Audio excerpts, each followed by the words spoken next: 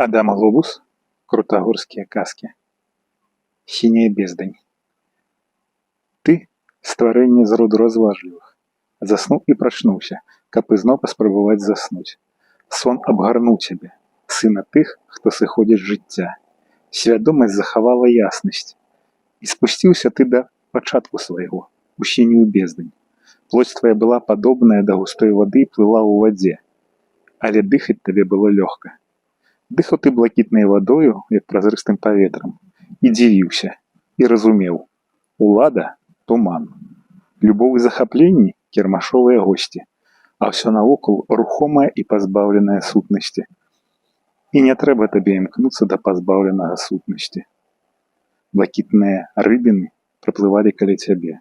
Блакітныя змеі з белымі ікламі глядзелі на цябе круглымі вачыма. Блакітная трава хісталася пад тваімі нагамі. І быў ты духам сіняй бездані. А выплыванне прачынання тваё было напоўнена невытлумачальнымі страхамі, якія давялося змываць сябе ледзяною вадой у рэальнасці.